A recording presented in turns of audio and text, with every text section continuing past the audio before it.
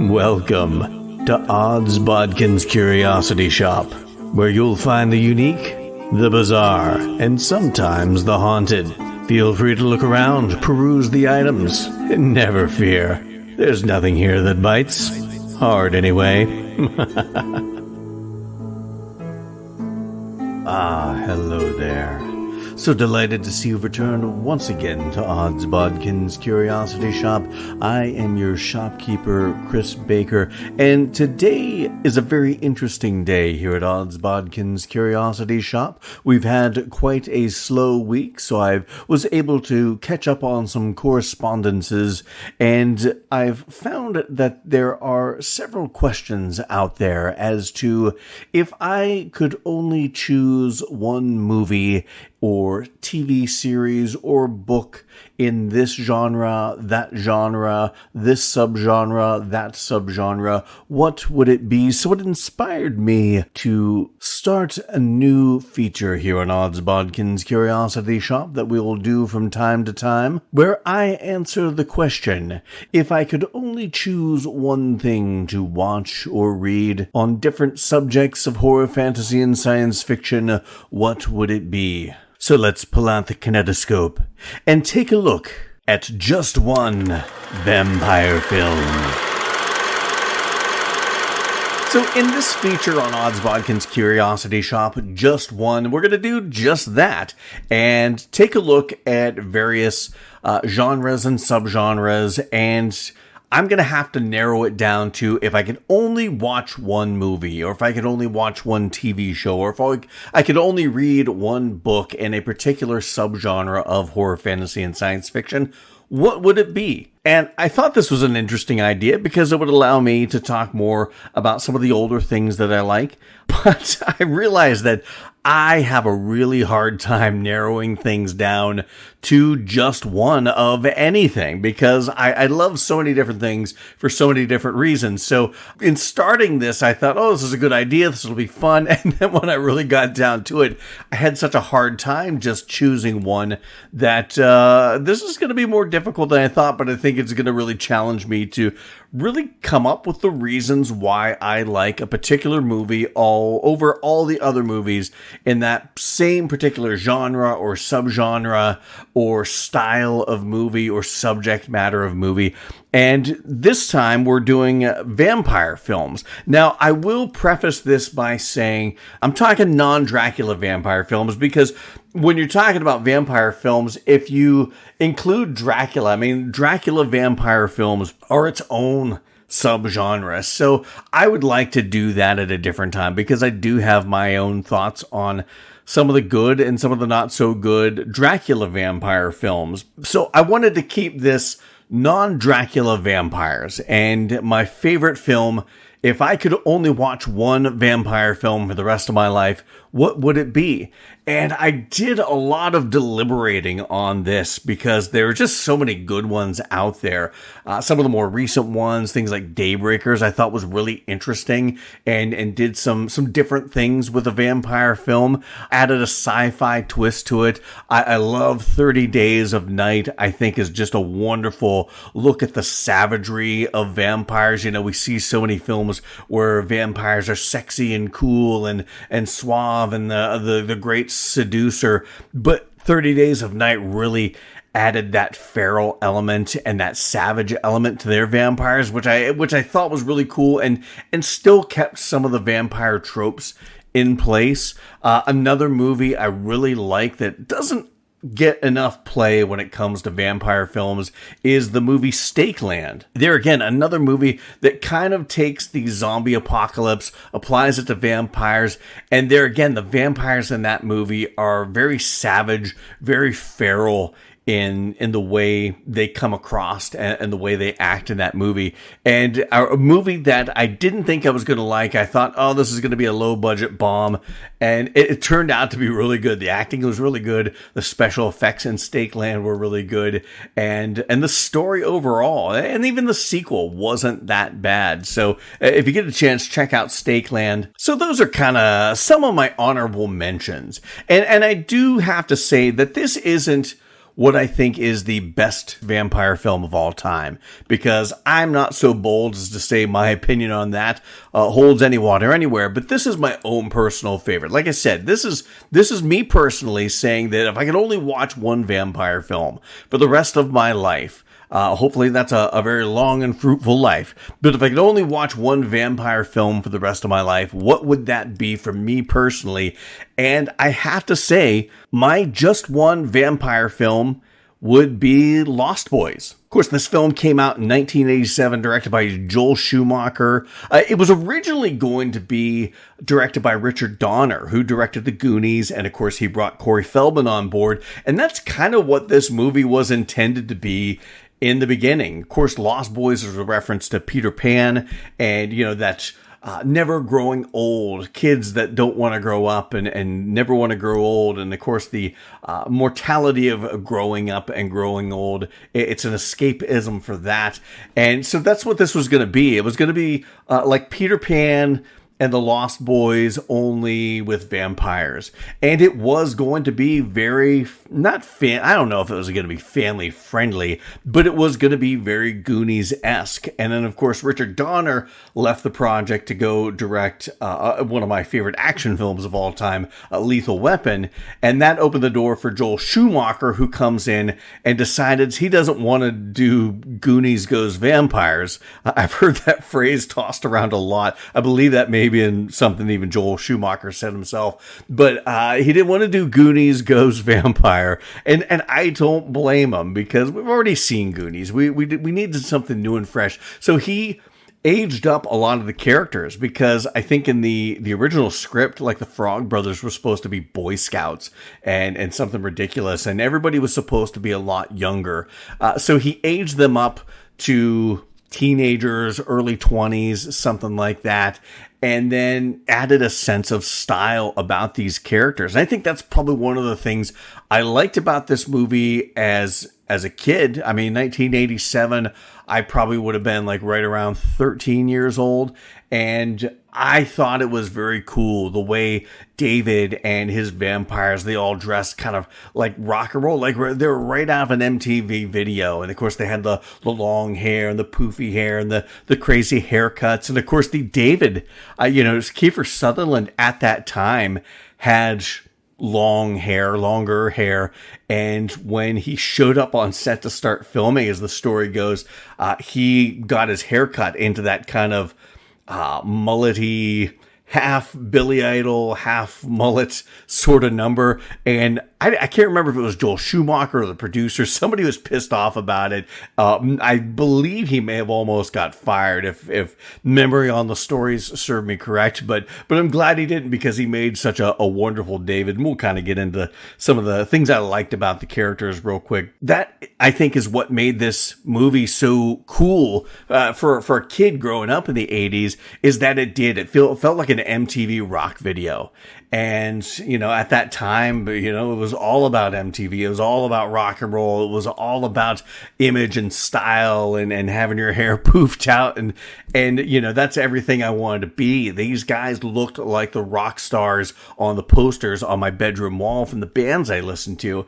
And this movie really kind of felt like that. There's so many scenes that had kind of those quick cuts. I know that one scene where Michael's kind of on the sideline and David and the gang are massacring those people on the beach at that big bonfire party. And just the quick cuts and the savagery, it felt like a demented MTV video. And of course you got Aerosmith's Walk This Way playing in the background. And yeah, it felt like MTV at the time, which I think is probably one of the reasons I loved it then, and one of the reasons I still love this movie now, because it is really a callback to a simpler time, if you will. I hate to sound cliche in that, but it's not the first nor the last time I'll ever sound cliche about the 80s, because that was the era I grew up in. That was the era that formed me and formed my opinions, and that's one of the things I loved about this movie then, one of the things I really love about this movie now. So real quick, we're going to run down some of the things I loved about the cast, because I think that was probably one of the strengths of this movie, where Joel Schumacher may have gone into some cheese and some camp with this story. I think the cast was really well picked and well directed, and just the perfect group of young actors to pull this movie off and make it stand the test of time like it does.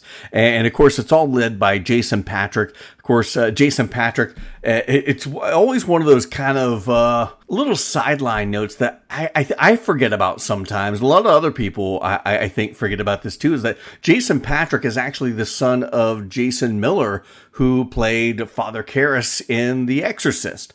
And I just find it an interesting little tidbit, but Jason Patric, I've always been a fan of the things he's done throughout the years, and he plays Michael Emerson, this lead character. And, you know, he really embodied what an experience I felt, because he moves to Santa Clara and he's just looking to fit in and find where he fits in. You know, I moved from northwestern Pennsylvania down to Charlotte, North Carolina, and I kind of felt like that fish out of water, just trying to fit in, feeling different, and trying to find somebody to, you know, to be a part of your extended family, to be your tribe.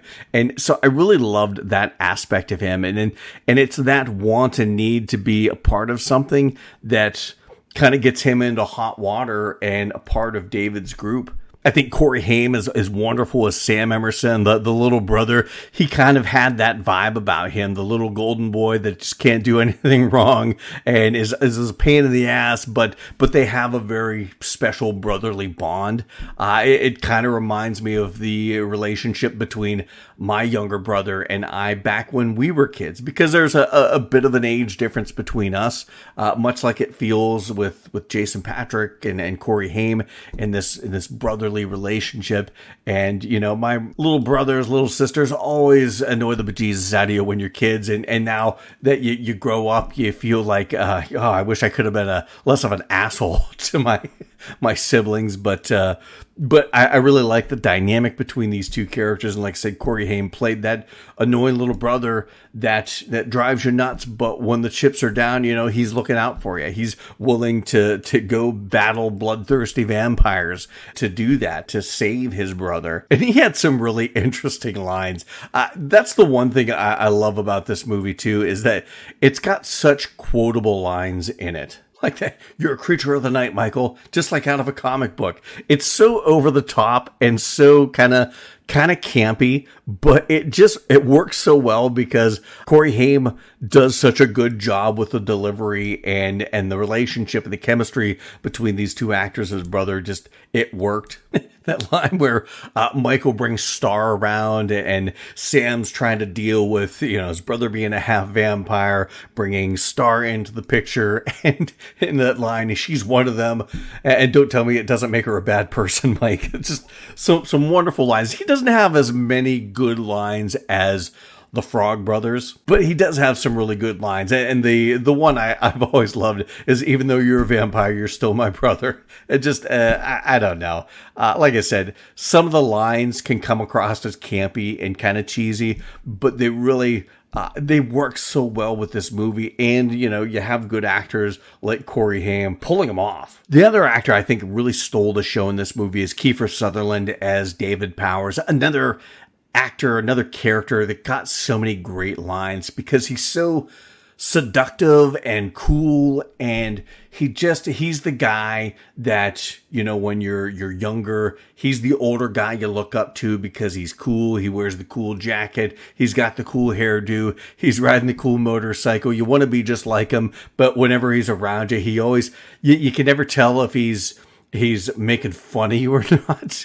That's kind of how the David Powers character felt to me. And he just has that like cool seduction about him. He almost feels like a cross between James Dean and Billy Idol. I know I've probably heard that used before, so it's probably nothing new that I've come up with, but you know, he's got that cool kind of rocker look, but he has that easygoing swagger about him.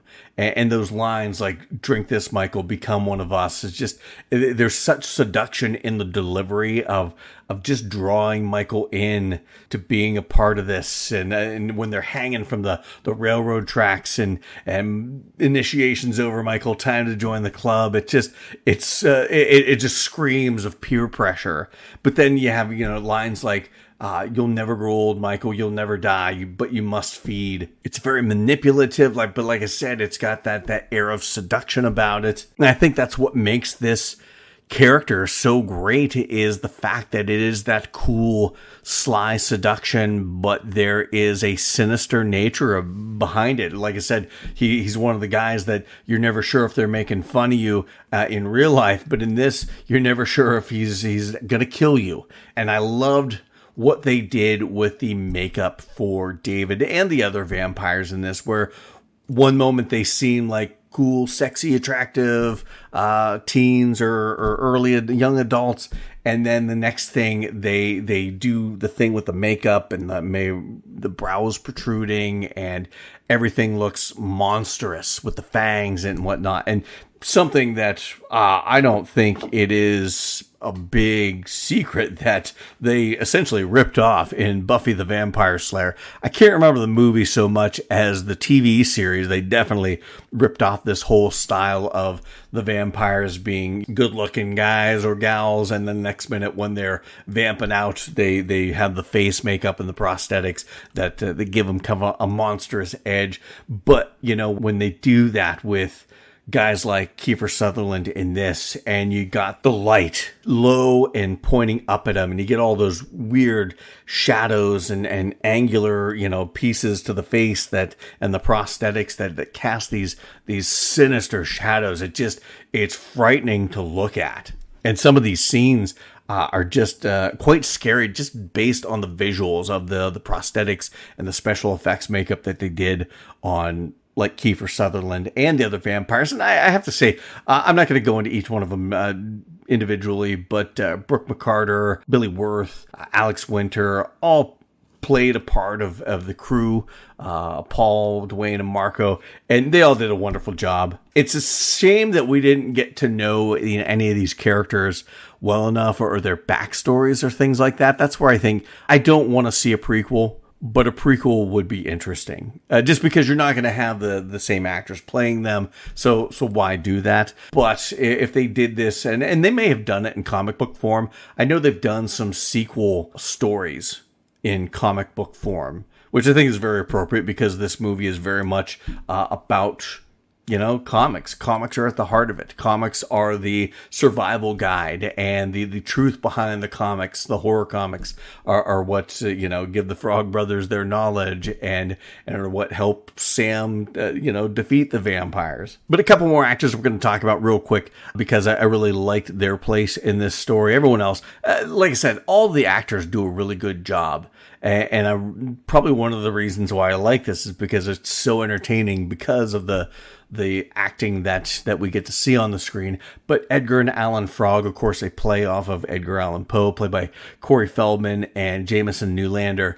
I really loved these characters because they were so weird and so bizarre, and they're it kind of felt like me and my friends when we were kids. We're all dressed up in camo. We loved action movies as well as horror movies. So we looked like Rambo, but we were watching Lost Boys and other horror films, and like checking out Fango magazine and things like that. And I know that's one thing that Corey Feldman was told to kind of go watch Rambo. And that's kind of how his whole character came about, how it was very tough. And like I said, it could come across as a little cheesy, a little over the top, a little hammy. But I think that's one of the charms of this movie and the charms of the Edgar Frog character. But that's what I dug about these two characters, is the fact that they were, like I said, kind of like me and my friends. We're all dressed in camo, but we loved comic books. We loved horror movies. We loved vampire lore and the lore of all these movie monsters. And I dug that they worked in a comic book shop, and it just seemed so very cool. I mean, I think that's, as a kid growing up, that's the thing about this movie. You didn't know who you wanted to be. You didn't know if you wanted to be like David and the Cool Vampires. You didn't know if you wanted to be like Michael and being, torn between the two worlds of vampires and humans. You didn't know if you wanted to be the Frog Brothers. You wanted to be all of them at once. And I think as an adult looking back and watching, I long for those days where things were simpler and, I could aspire to want to be, now, I'm older, I've lost my hair, put on some extra pounds, I work a desk job. I know those days are behind me, but I long for that youthful exuberance that made me think, I'd like to be just like them. But I think ultimately what makes me love this movie as a vampire movie and as the vampire movie, if I'm going to only be able to watch one vampire movie, like I said, we're excluding Dracula movies from this equation. But if I could choose one vampire movie, it would be this, because in spite of all the good lines and the funny lines and the moments where Alan Frog is saying, "Holy shit, Vampire Hotel," and Edgar saying, "Great, a blood-sucking Brady Bunch," this movie had a lot of fun and funny moments, but ultimately it did come across as a scary vampire movie. And I think the thing I liked about the fact that it really delved into the vampire lore. It didn't ignore vampire lore. And that's one of the things that disappoints me about modern vampire movies, is the fact that so much lore is just disregarded because, well, I don't want to push a Christian message, so we're going to make crosses not really mean anything, or Christian iconography not mean anything. I want my vampires to be able to walk around in the sunlight, so we're going to forget about that. We'll just make them twinkling vampires, for F's sakes. I don't want to do the whole stake through the heart thing, so we'll find some other way that you can kill vampires. That's fine, and I can look past a little bit of that in more modern vampire films. But at my heart, I want all those vampire lore bits and pieces that I grew up with, the kinds that Bram Stoker made canon, made the mythos when it comes to how vampires react to garlic and silver and crosses and sunlight. I want those traditional vampire lore elements in place, and this does a good job. This movie does a really good job with playing into all of those bits of vampire lore that we've come to know as traditional vampire lore. And I think that's probably one of the things I love most about this. I also love the fact that while they do have a lot of fun with this movie, and there is a bit of comedy about it in some of the lines, it is a scary movie. I mean, this movie, I think probably one of the best things it does in the scare department. There's so many shots, POV shots of the vampires flying around, and all you're seeing is from their point of view, just this camera floating through space, coming down, stalking. That one scene where they're stalking the security guard, or they're stalking the couple in the car, and you have this camera floating through space and coming in, swooping in, and you never see them attacking these people. All you see is the results, people flying up in the air out of shot. And I love how you get those moments, those POV moments from the point of view of the vampire. You never see them, but you hear them laughing and cackling and hooting and hollering. You know it's David and his gang, and you know that they're killing these people viciously and violently, but you never actually see it. And I think that's one of the true testaments to horror, is that you can do something where you never see a single act of violence, but it's implied and you're still scared anyway. And I think they do a really good job. Joel Schumacher did a really good job with this. I think the beach fire party is where we really start to see, we get little bits of that where you get some POV shots, you get some shots where people are just being dragged off screen, you never see anyone, but that's really where you start to see some of the violence. You see David biting into someone's head, you see one of the other guys tearing someone's neck out, and it just slowly, gradually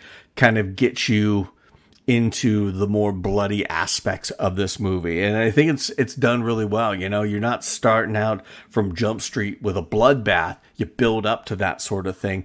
And it just, like I said, it really goes to Joel Schumacher's sensibilities about filmmaking to do it like that. And I think that's one of the chilling things about this movie are the way that you build up from getting the most vague inferences that this is going on to seeing it right there in front of God and everyone. Another aspect of this that I really loved is the fact that the Frog Brothers go into detail about how various vampires go out when they're killed. And it's funny when they're listing it off about exploding, and then some go quietly and others go screaming. And I loved how we got to see essentially all of those things play out when you come down to the big finale, the big climax. Now, of course, Marco's been killed by this point. The Alex Winter character killed in the vampire hotel, if you will. Again, another creepy scene. Just those boys sneaking into that area, the sleeping vampires hanging. It was quite scary because the tension was just so well orchestrated in that scene. And there's a really interesting bit about that scene that I love when the boys are trying to escape and David is chasing him and he gets his hand burned in the sunlight and the boys get away, but the camera focuses on him and he's nursing his burnt hand, but there's a single tear going down his cheek. And I've always found that interesting as to what that meant. Of course, you would think, oh, he's got a tear because he hurts. He's feeling pain because his hand was burned by sunlight. But I almost think there's something deeper in that. I mean, you could say it's because of Marco dying, a person that he's had a part of his group for a long time, but I don't even think of that. He's got a smile on his face, almost mischievous and devilish smile. I almost wonder if it's a tear of joy just because he's got a challenge. Somebody's challenging him. Somebody has hurt him, and he probably hasn't been hurt in a long time because he is one of the apex predators in Santa Clara and has been for who knows how long, decades. So I almost wonder if it's almost like a tear of joy that, I've got somebody who's willing to dance with me. And I've always found that interesting. I don't know. I've never heard any reason about that single tear on David's face in that scene, but I'd be interested to see where Joel Schumacher was going with that. But I always interpret it, like I said, as a tear of joy because now he's got a challenge. Somebody's coming after him.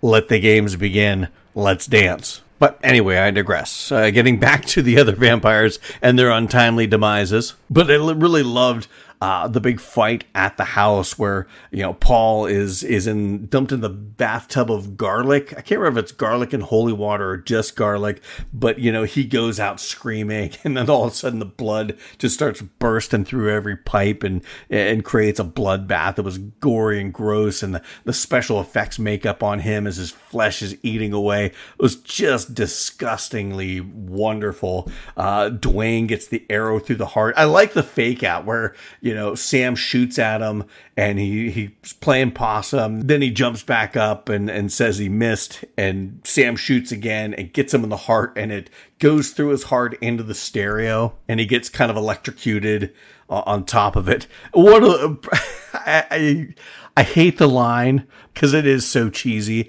but Sam saying death by stereo, it's just dumb, but it works for this movie, and I can't like it, I can't support it, but I do get a little smirk on my face when he says that. And then, of course, I think the big showdown at the end between David and Michael is just what you would want. Now, they probably could do it differently. It could probably be bigger and badder and bolder if they did it with today's CG technology. But I like the fact that it was just a couple guys on a wire, two vampires duking it out midair, And it just had a sense of, not realism, because, you know, real people can't fly like that, but the fact that it is two guys on a wire spinning around and flying around, it felt legit. It felt like this is really happening. And when Michael pushes David into those antlers and they go through his heart and he's the one that dies quietly, I thought that was just appropriate for this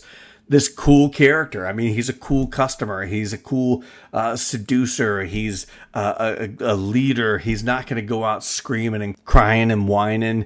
He goes out quietly with his boots on, so to speak. So I really like that about him. And then, of course, that's kind of the big climax, although we do get like a second half to the climax where the Max character is killed by Grandpa driving through the front door, and that big huge stake flies through and stabs him, and he's the one that explodes. And we heard about that from Edgar and Alan earlier, but like I said, it's such a wonderful movie because it has so many great elements about vampires.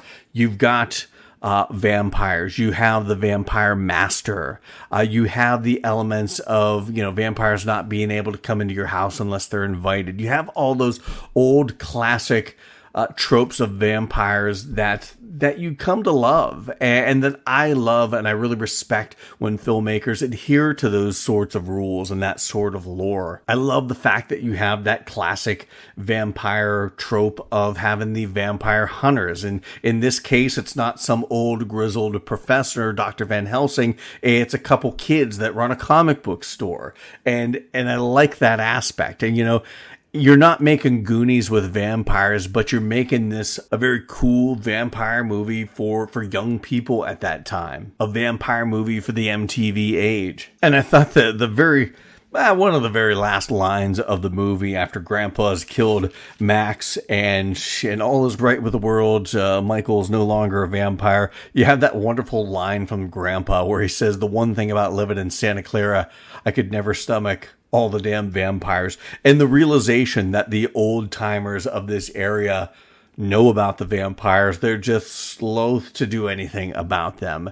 And it sets up such a lore for this movie that you didn't even realize existed. You know, you're wondering the whole time how no one's noticing these vampires, and there at the end you have that it's a bit of a twist that no, they do know that there are vampires. They do know that, you know, they have a vampire problem, but you know, what can they do about it? Because these vampires are the apex predators, and you know, if you stand up to them, you're going to die. And it just adds another level to this movie as to the subtext that I don't think you realize when you're starting to watch this, but you're aware of it by the end of it. And it just makes everything you just saw, you see it in a different light and a better perspective. And that, to me, adds a complexity and adds another facet to the movie that just makes this a wonderful vampire film. It's well acted, well directed. It's got a really good sense of its own style and atmosphere and a consistent tone throughout this. And I think probably one of the underrated things about this movie is the soundtrack. I thought was really good. Of course, Roger Daltrey from The Who doing Elton John's "Don't Let the Sun Go Down on Me." You've got Lou Gramm doing a song on there. That Doors cover, "People Are Strange."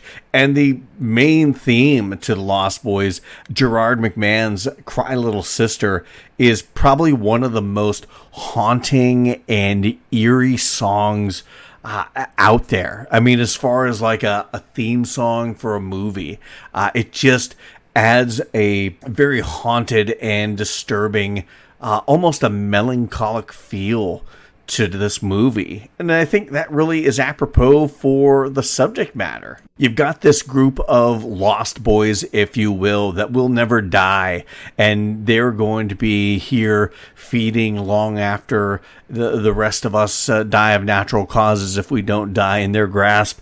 And it's got to be a lonely existence, and and a haunted existence. So it kind of really, to me, speaks to the, the tone of a horror movie, but it also spoke to the sadness of these characters that, they're going to live forever, but what sort of existence is it? And that song, just the tone of that song really spoke to that. And that's why this movie, of all the good vampire movies out there, and I named a few of them, some of my honorable mentions, there's a ton more. I mean, there's a lot more that I didn't talk about that would be probably on any top 5, any top 10 list, even though I don't like doing subjective things like that. To me, out of all the vampire movies, this is the vampire movie that I can go back and watch and rewatch and rewatch and rewatch, because it has so many of the elements that I love about vampire films.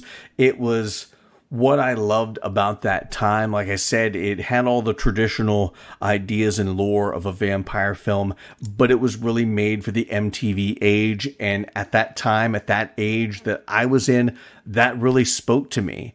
And, I'm the kind of guy that any old song I listen to this day, I think about. And I remember the video that I used to watch on MTV of that song. So even though MTV is a shell of what it used to be back when myself and many others were growing up, it still has a big impact on who I am today. And I think that is why this movie resonates so much with me, even still at damn near 50 years old.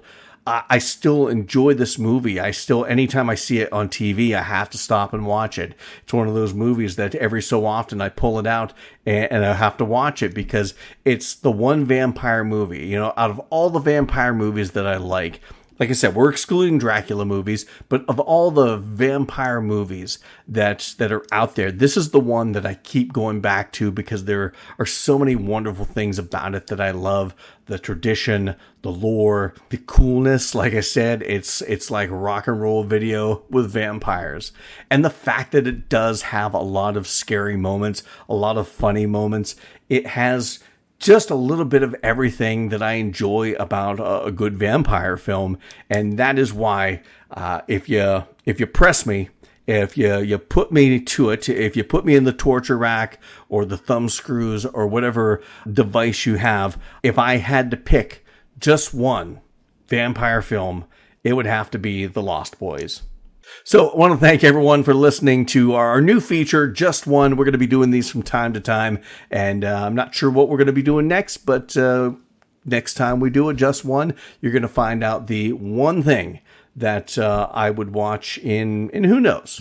We're going to cover a lot of different things. We're going to talk about a lot of the big picture things, vampires, werewolves, monsters, but we're going to go even deeper. We're going to go into subgenres. And like I said, while we did talk about my favorite vampire film, what about my favorite Dracula film? What about my favorite, this kind of vampire film? So we'll refine the searches, and we'll refine the just ones that I would pick if I were pressed for it, in all sorts of different subgenres. So be listening for future Just One episodes of Odds Bodkins Curiosity Shoppe. Like I said, it's a lot harder for me than I expected to narrow things down to just one, but it has been an interesting ride in coming up with the reasons why I would choose, like The Lost Boys, why I would choose that to be my one vampire film. If I could only watch one, why it would be that. So I'm excited to do that in the future with other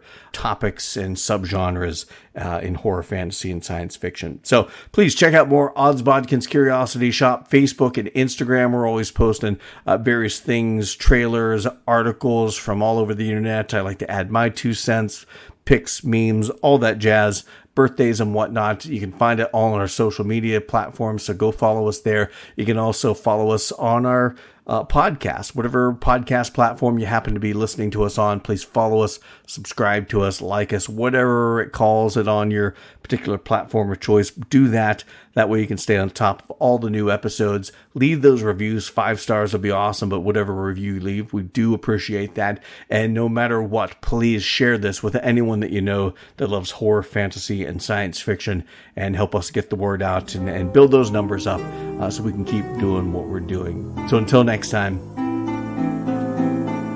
Thank you for visiting Odds Bodkins Curiosity Shoppe. We hope that you found something to your liking and visit the shop again soon. But even though you may come back, you never really get to leave Odds Bodkins Curiosity Shoppe.